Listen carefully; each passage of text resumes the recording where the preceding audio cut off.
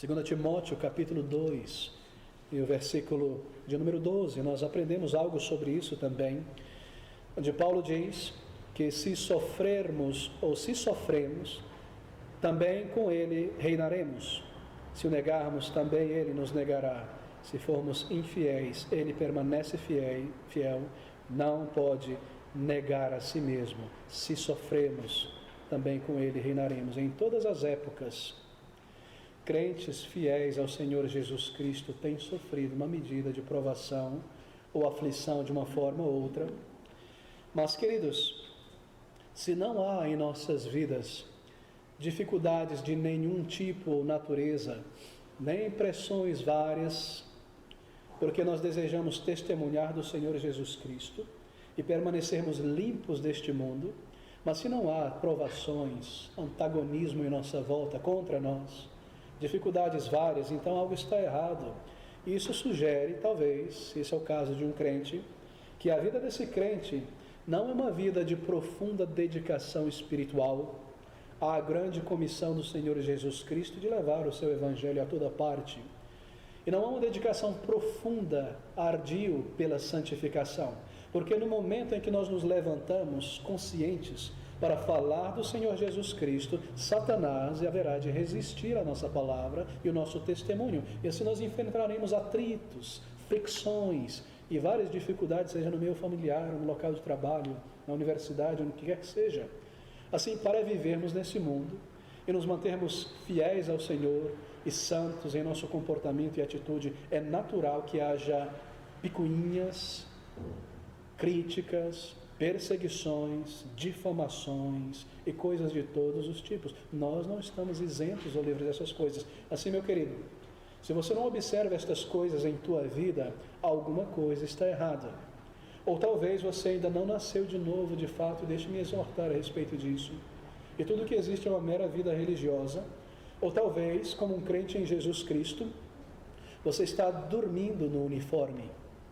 Porque se você está nesse mundo diário, numa cidade como essa, num país como o nosso, e você tem um testemunho real do Senhor Jesus Cristo, e a sua bandeira está em pé no local de trabalho, e nas ruas e na vizinhança, e as pessoas sabem que você é um crente em Jesus Cristo, então você encontrará maledicência, e você encontrará muitas vezes desprezo e perseguição, e talvez aquela promoção que você tanto almeja no local de trabalho seja dada por uma outra pessoa, simplesmente porque você é uma pessoa que crê no Senhor e se mantém honesto em tua posição.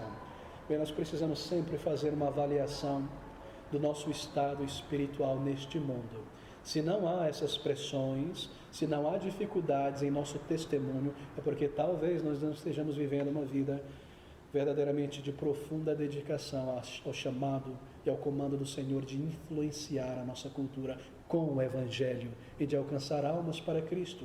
Ou talvez as pessoas olhem para nós, na nossa maneira de agir, palavreado, comportamento, vestimento, etc., e não vejam nenhuma diferença entre uma pessoa não salva. É tudo a mesma coisa. E em dias como esses, no meio evangelical, onde há uma promoção do mundanismo dentro da igreja, muitos crentes parecem imaginar que eles podem ser salvos, pessoas transformadas, e ao mesmo tempo ter um pé ou dois pés no mundo, e viverem como mundano, e se vestirem como mundano, e se tatuarem como mundano, e irem a lugares que pessoas não convertidas vão, e que está tudo bem. Bem, isso é um grande engano, isso é um grande engodo. Você não pode ser um crente em Jesus Cristo e ao mesmo tempo um mundano. Uma pessoa não pode comer o queijo da igreja e o queijo do mundo. Posso assim dizer? Oh, queridos, é uma luta pela santificação. É uma vida voltada para Deus e o Senhor conhece os seus. Bem, nós começamos com esta palavra. Aqui está o próprio apóstolo Paulo no versículo 12. Se sofremos, você percebe? Se por causa de Cristo Jesus e do testemunho, e de nos mantermos em pé para o Senhor, e de honrarmos mais a Deus do que temermos a homens, sofrermos, então também com Cristo certamente reinaremos. Veja o capítulo 3, versículo de número 12, ainda em 2 Timóteo. E também todos os que piamente querem viver em Cristo Jesus padecerão perseguições. Agora você percebe que essa não é a palavra do pastor, não é? E todos aqueles que desejam, que buscam viver piamente em Cristo Jesus, padecerão perseguições. É uma verdade clara e aberta no Evangelho do Senhor Jesus Cristo. que não há como nós vivermos uma vida reta e agradável a Deus sem padecermos dificuldades e perseguições. Assim nós precisamos fazer uma análise de nosso coração e sondar as nossas vidas. De que maneira nós somos vistos neste mundo? Será que a minha presença como um crente no local de trabalho cessa a fofoca e as palavras imorais, ou eles continuam da mesma maneira, porque não há diferença nenhuma quando eu estou por perto? Será que o meu procedimento de alguma maneira edifica pessoas e as levam a cessar o erro e buscarem viver uma vida mais agradável a Deus, ou não há diferença absolutamente nenhuma quando eu estou por perto? Ninguém se importa. Porque quando a verdade está por perto, a verdade é viva em um crente, isso constrange o coração de uma pessoa que está transgredindo os mandamentos de Deus. Todos nós possuímos uma consciência moral. Está dentro de nós saber o que é certo e errado. E quando nós agimos ou nos comportamos de uma maneira indigna contra Deus, seja crente ou não crente, a consciência haverá de apitar esse alarme. E assim a presença de um crente que vive uma vida voltada para o Senhor, no local de trabalho, na vizinhança, entre familiares não crentes, haverá de marcar uma diferença ali. E as pessoas serão movidas por isso.